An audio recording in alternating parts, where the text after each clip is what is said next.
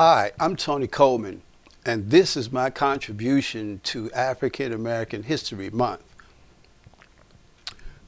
This is an unscripted program, so I don't have anything written down, but what I wanted to do, I really wanted to come from my heart in terms of my experience of living here in America since I've been born.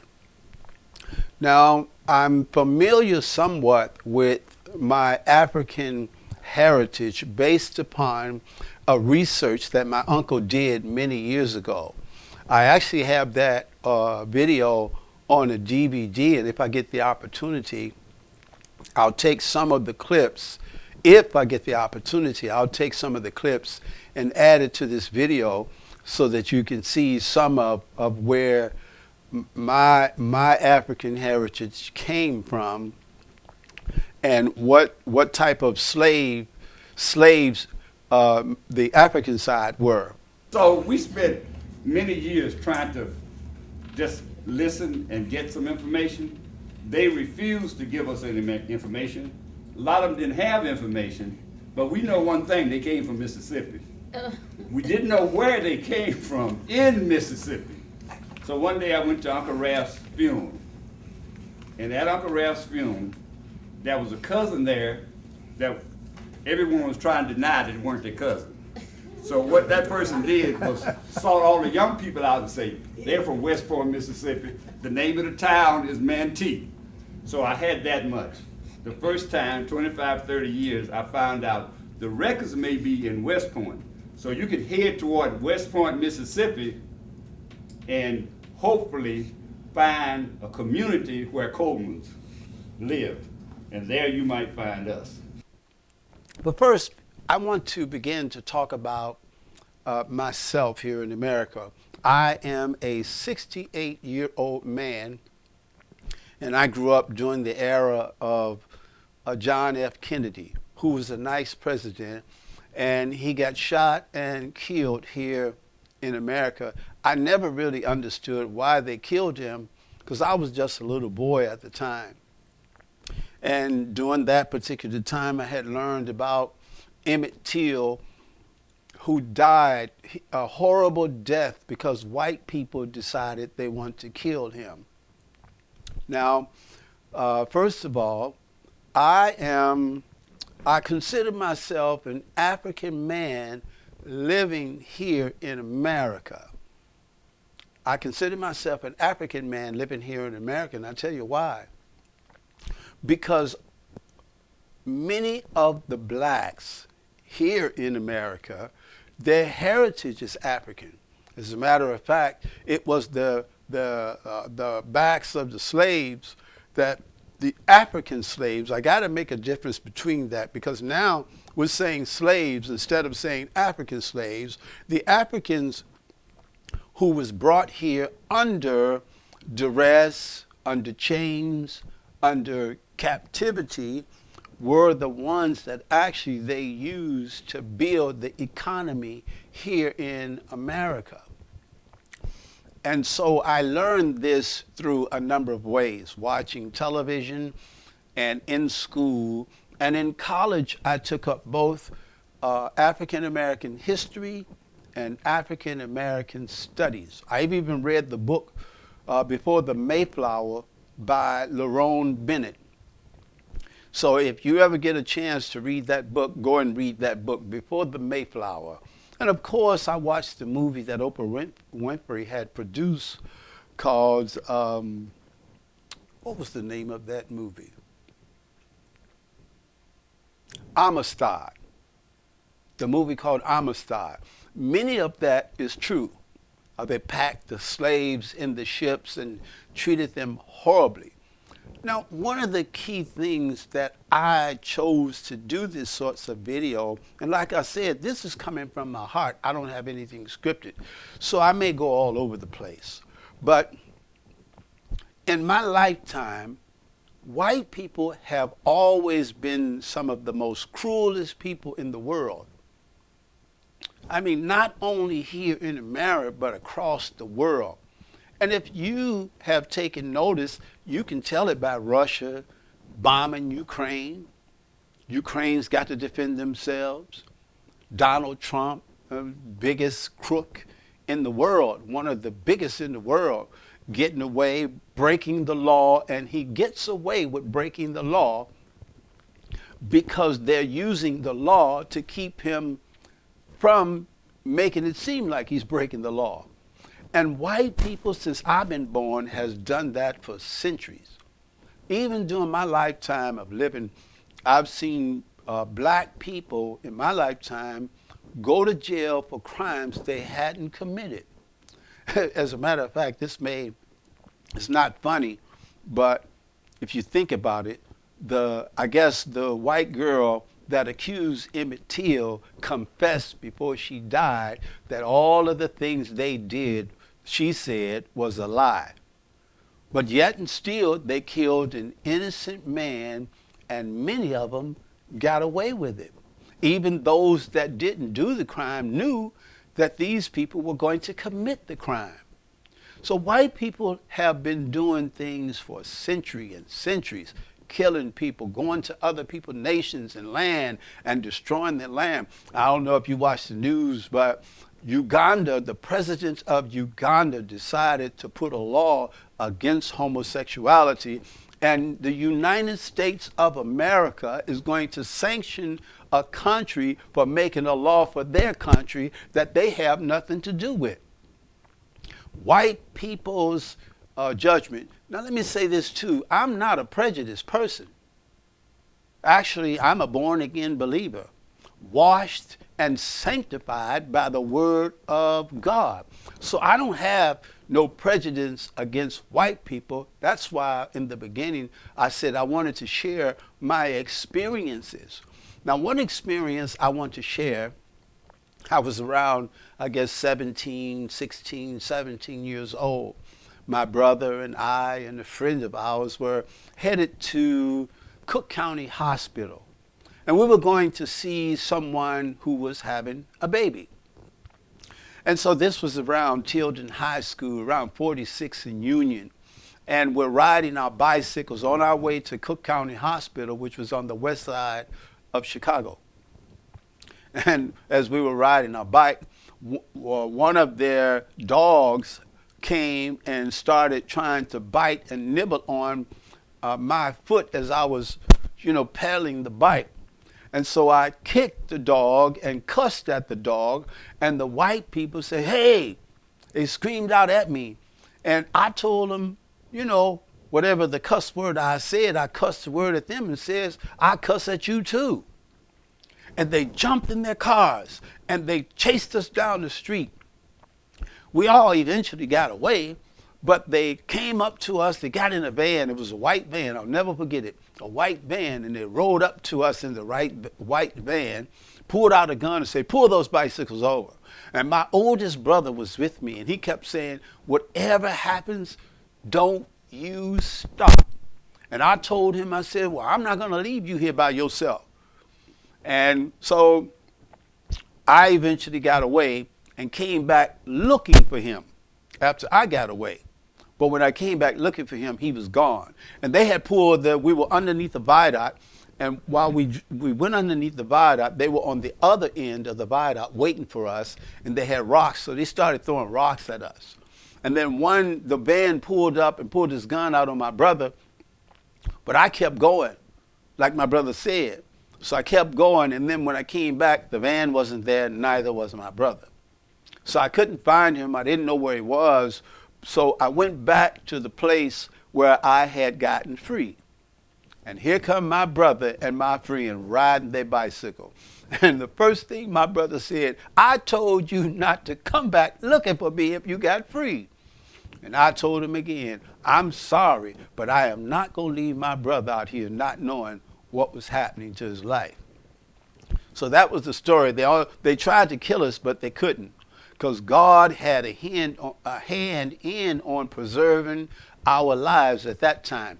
We were not doing anything, but during that particular era, white people would do things to black people and get away. I've seen plenty of that stuff. where they pull you over in your car. They accuse you of things you didn't do. Some even plant drugs in the car against you to say you had drugs and you don't even sell drugs. So they have, even many of you probably have seen in the media where this, I don't remember the white guy's name, but this was during the COVID, and it was during the Trump era, where this white guy was walking down the street with a shotgun.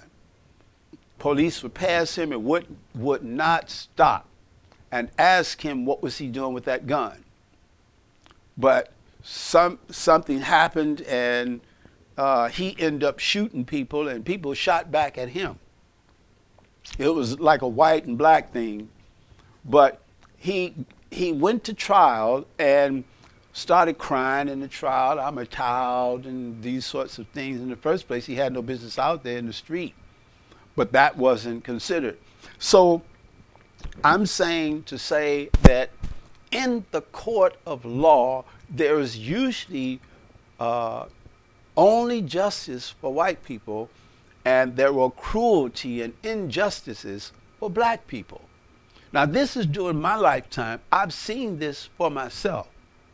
And then when I got the opportunity to go travel to Africa for myself, it was a much different experience that I had than what they tried to make us think about Africa. As a matter of fact, I loved Africa after that so much I married a Ugandan woman, which has been one of the most pleasant experiences of my life. But let me get back to the African side. Now, in America, they tried to paint a picture to us that Africans were some of the most savagest beings on the planet. They tried to make us think that. But as history would show, it was actually the opposite. The Europeans came to America and destroyed the Indian nation and tried to make you think that the Indian nation was savages, and that they would, they had to protect themselves from these savages because these savages are going to come in and destroy them. Well, the people that they considered us to be savages were people who were protecting their land. This was their home, and you came to invade their home, so they had a right to protect themselves. Just like when Europeans went to Africa and took people from Africa and made us think that Africans were savages, but yet the same people that said they were savages were the one that was treating Africans savages. As a matter of fact, I've never heard of any black nation or Africans or any African nation going to a European nation and causing issues and trouble in any other nation.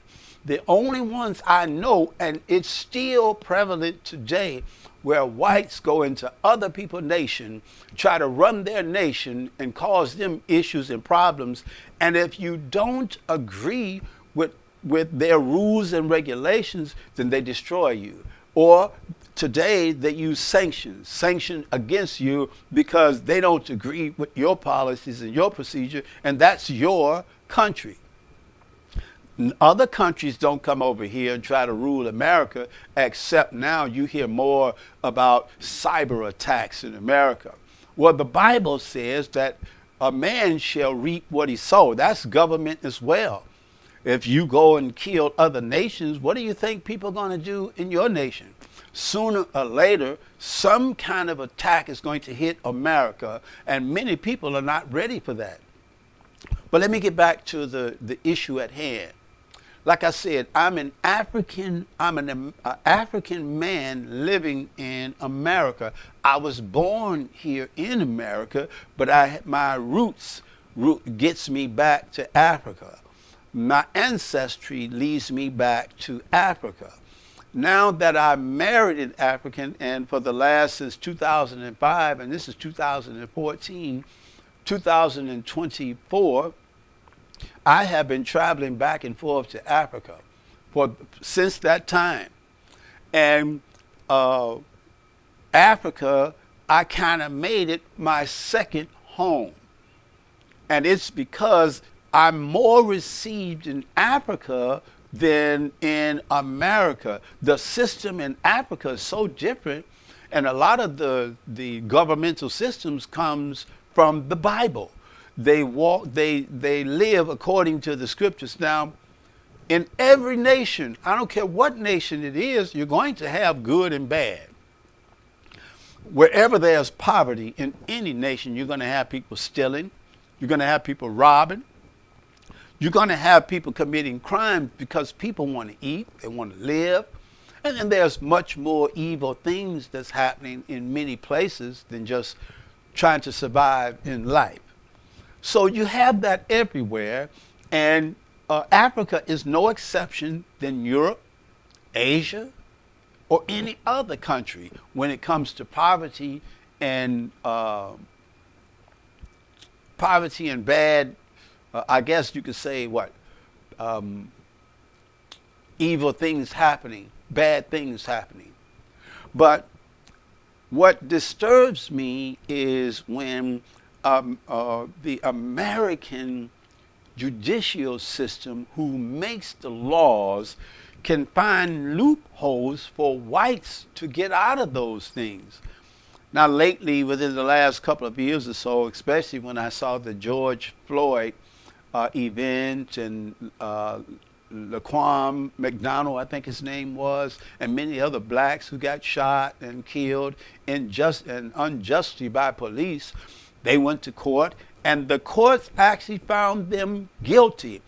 I was totally shocked, and many Americans probably were too, because usually when policemen kill people here, they get away with it. They find excuses for letting crime go when they are the ones to support, who are supposed to enforce the laws here in America. So I've seen this. I'm 68 years old, like I said. And during that time, I've seen nothing but evil and wicked. Not in every case, because all white people are not bad. I don't want it to seem as if all of them are bad. That's not true, if I would say that. But we're talking about the historical parts of them. There was a video that I was watching with a young white guy, and I have that too. I usually try to save these things, so if I do something like this, I can at least, have video footage of it. Well, the one white guy says that prejudice or racist white people still exist. And he said that they could have prevented the racism many years ago, but they refused. And his parents and grandparents could have stopped it or could have fought against it, but they didn't because they feared what would happen to them. So, and of course, we've seen whites go in America. Let me say America, because I don't see a lot of Europeans do this, but lots of Americans and some Europeans go into other people's land, bomb them and kill them. Even innocent people they bomb and kill. And that's why many other nations have something against America. But America make you seem like they shouldn't be against us, or they just hate us because we're Americans. No, that's not true. Because as I travel to these other nations myself, except I haven't been to the European nations. I passed through some of their airports, and that was it. But I never really had close encounters with European outside of the country. Now here, I had some very good white friends. I did. And I remember I was working for a religious institution. I'm not going to say who they are because I don't want to tarnish them as a whole, because some of them are good. But I was working with one of the engineers there. And so the engineer was getting married. Now, the department told me he was getting married. Now, him and I were supposed to have been friends. He was white. Him and I were supposed to have been friends. So I went to him and I says, "Oh, my, you getting married so-and-so. And what time do blah, blah, blah." He says, "Oh, my goodness, now I got to invite you to the wedding." And I looked shocked when he said that. So he wasn't intending on inviting me to the wedding, which was fine with me because I didn't have an issue with it. I just thought because we were friends that he would. So anyway, let's get back to my growing up. You know, when I grew up, um, there was a stigma in black people about the how racist and biased and evil white people were. This was across the board. Many neighborhoods knew if a white guy came into the neighborhood, there must be some issues, unless they were selling something. Now, they'll come into your neighborhood and sell something, but then when the white policemen come in there would be big issues. There would always be arguments and fights, and they would abuse and take advantage of people. When I was growing up, there was a lot of things happening when I was growing up, and they caused many issues in the hearts of people when I was growing up. And so you kind of stayed in your neighborhood and tried to stay away from there. There's a neighborhood called Marquette Park here in the Chicagoland area. And that neighborhood was a no-no. You stayed away from that. And then we learned about the Ku Klux Klan, who put white sheets over their head or white mask over their face and long hat, and they would just go around destroying black property and got away with it. But we're still talking about the injustice of a people who claim to be civilized, and they claim to be more smarter, more advanced than any other race of people in the world. But yet and still, they do some of the most horrifying things to people in my lifetime. And again, I'm speaking from my own experience of what I've seen them do myself. And so we black people here, we were a community kind of people back then. This was during the 50s, 60s, 70s, 80s. And so I grew up knowing that my ancestors came from Africa, and black people back then were not trying to kill each other the way they do today. For some reason, the new generation of blacks, they seem to destroy one another. They seem to lack the unity. They seem to lack, not all of them. I don't want to make it seem like all of them, because that's not what I'm saying. But what I'm saying is there's a large number of them that didn't grow up the same way we did, so they don't have that sense of community, that sense of unity that we had. And there are so many preachers and so many others who try to make excuses for why they didn't. Well, I don't make excuses for them because I didn't grow up with a silver spoon in my mouth. I didn't grow up like that. I grew up poor, just like many other blacks in my neighborhood grew up poor. But we had sense of family, a sense of unity.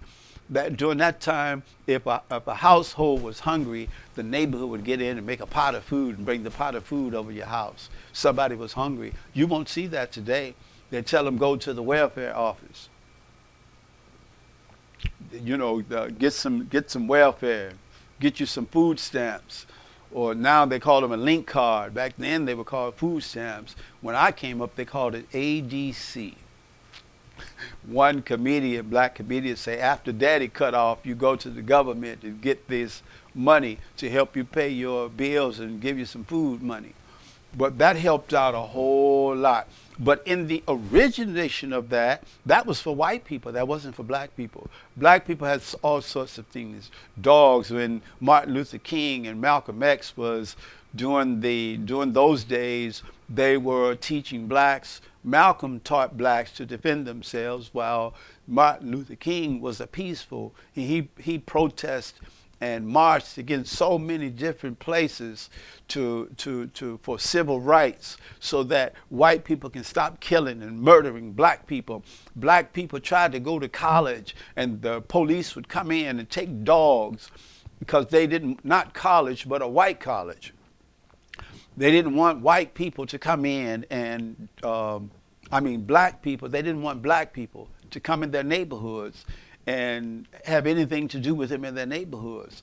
And even back when I was coming up, they had black fountains, water fountains, and white water fountains. They had black washrooms and white washrooms. There was total segregation.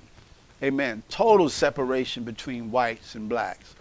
And there were some whites who didn't like that sort of thing, but they would never stand up. Some did during the Martin Luther King era, but before then, they would never stand up. I remember seeing the cruelty of black people being hung on trees and their penises cut off.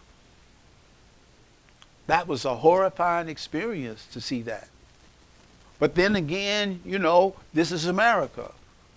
So when I see black people against Africans, because now they don't call black people Africans anymore, they call them black Americans. When in fact, your heritage is still African, because you wouldn't be here except the slave ships would have brought them here.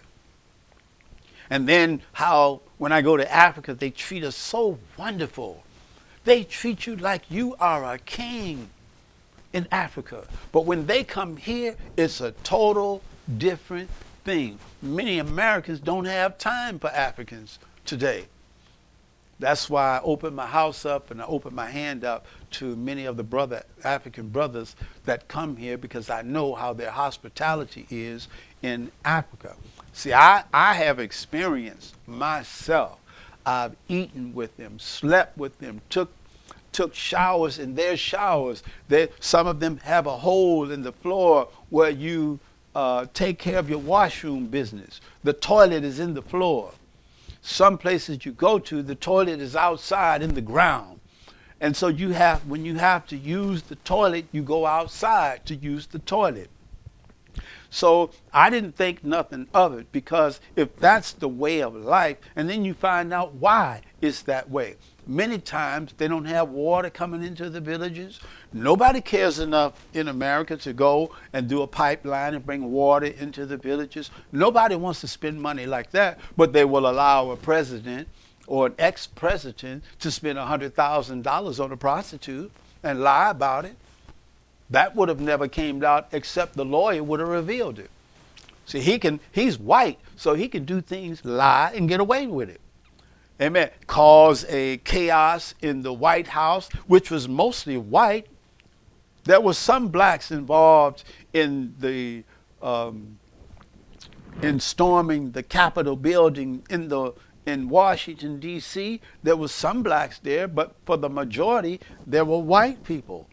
That shows you how much white people do things and get away with it. Why wasn't the law sitting there waiting on them the same way they did when black people got together, like when Martin Luther King marched in Birmingham, and on the other side of the bridge, the white policemen were waiting on them right there to push them back. But when you look at that video, you don't see that there. You don't see nobody pushing those people back. They tried. With the little few people they tried to. This was motivated by the president of the United States. At that time, he had lost the election. He had lost the election. And he thought that they stole the election from him, so he kind of motivated the crowd to do something about it. And this was before the eyes of the public, but yet and still they're fighting. Amen. His lawyers are fighting to put him back in the race for president, when you saw all of this wicked and evil stuff that he did here in America. And these are some of the things that they try to say, that they are civilized, but black people are cruel and killers and murderers. And as a matter of fact, you don't see black people doing those sorts of things. Now, I must admit that there are some neighborhoods where blacks shoot each other, where they drive by shooting and kill each other, but you don't see them going into the white neighborhood doing it like white people come in your neighborhood. They bomb your house. They throw fire bombs in your house and burn up your house. They take SWAT stickers and paint it on your garage door. They let you know it's white people doing these sorts of things. Now, I'm saying this from experience. That's why I said earlier, I don't have a script. So it's not some sort of written out thing to try to, I'm being truthful and honest about these things. White people have been some of the most horrifying people on the face of the planet. And if you go back and look through history, they steal, they rob. Black people have accredited to society and inventions and many things, but you hardly ever hear them lift up. As a matter of fact, this is African American History Month, and if you go through TV, you hardly see anything about African American history. And if it is, it's talking about modern time. Modern times today is not the history of yesterday. Yesterday, the history was the killings, the beatings, the robbing, the slavery, the slave trade, the beatings, the whoopings, the raping of African women. And notice I said African women. The raping of African women. That's how I became a light-skinned American, a light-skinned African man, because during that time the slaves were sleeping with our grandmothers. I mean the masters. The masters were sleeping with our grandmothers. And by them sleeping with our grandmothers, then I came out like this, a light-skinned African man with light-colored eyes. If I put the camera up there, you can see the lightness of my eyes. But I just wanted to make this video and to share my portion of African history since I've been living here in America, and the difference of what I've learned since I've been going to Africa. I went a lot of places in Africa: Senegal, Kenya, Zimbabwe, Rwanda, Nigeria, Uganda, Tanzania. I've been through some of the airports like Ethiopia. Even when you go to the Ethiopian airport, it's pleasant. Most African countries are really pleasant. They're not bad and rural. Now, I must admit there are some places you go to, you got to be careful because they need money. And so they come up with schemes on how to get money, but they're not killing people the way white people would kill you. White people got policies and procedures that are mainly for white people and not black. But black people have to adhere to the laws and regulations of the land. Let me give you another example. When George Floyd got killed, there was a policeman that took his knee and put in George Floyd's neck and suffocated him to death. And all this was right on the news. Then they showed, I have all this on video, they showed another incident where a white guy had just murdered somebody and they set him down and gave him bottled water to drink to cool him off. I said, would you look at the difference between the judgment or the thought pattern between the two people? Now, these are people who are supposed to be policemen, should have an open mind for all society, for everybody, because he's there to protect everybody. But in many cases, they don't. A black guy is automatically looked down upon when they arrest him, especially if it's a black guy that looks like he comes from the ghetto. If he looks like he comes from the ghetto, automatically there's a judgment against him by the way he looks. And I must be honest about something. Now, you got young black boys who walk around with their pants hanging off of the back of their behinds, and they got the hood on and the mask on. They look suspicious. That don't look good. And then when I go to Africa, you don't see that in Africa. As a matter of fact, when you go to Africa, the children are so disciplined. They all say, yes, sir, no, sir, thank you, sir, No, ma'am. When I go to a number of their houses, the children have to come and greet you. They get on their knees when they greet you. And after they greet you, they can't stay in your presence. They have to go. And they're well disciplined. Well disciplined. They're not like the children here who will cuss you out. What happened to the same discipline that the Africans have in Africa and the lack of discipline of black American children here in this society today? Why are so many blacks unruly? Why are so many blacks that have mental conditions? Why are so many blacks doing the things that they do when our heritage is not like that? And now I understand why Malcolm X changed when he went over to Egypt. And when he came back here, he was a whole different person. I understand why he was like that. Because see, here there's another picture, but when you go there, it's something different. You get a chance to see. They don't have prejudice in their bones. They marry whites, Chinese, Arabs. They marry all sorts of people there. So there is a difference between Africans in Africa than the African Americans here in America. There was one thing that people used to say when I was coming up. They say Africans seem like they're better than we are. They don't want to have nothing to do with us. And I heard that for a number of years until I traveled to Africa. But it was a total different thing. They treated me like a king. And you see how fair-skinned I am. They treated me as if they have known me all their life. The hospitality was so great. They didn't treat me like they were better than me. As a matter of fact, I had that discussion with some people in Africa, some of the brothers and sisters in Africa, and they said, that's not true. How can we be better than you when you're rich? You come from a rich country. We don't have anything. We have nothing. So how can we think we're better than you?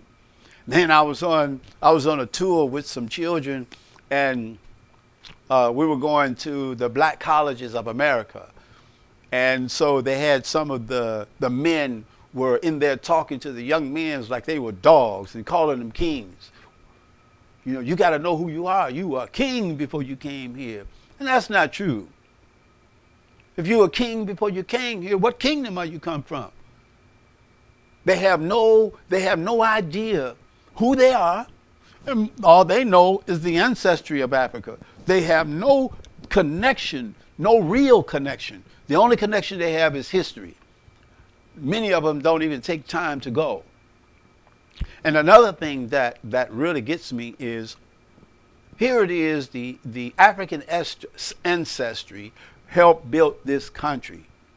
And yet and still, American customs try to keep them from coming over here, which this land is actually part of their land because their ancestors helped build this land.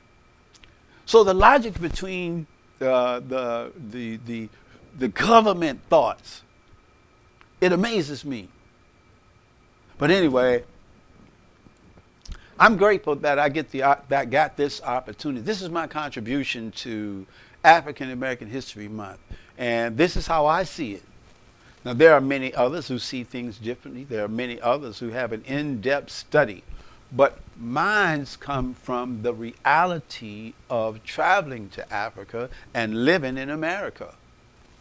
I see it both ways. I see the peace and the harmony and the love and the unity of Africans and the disunity and recklessness here in America. But yet and still, they call the African savages. They're against some nations, they're against their laws.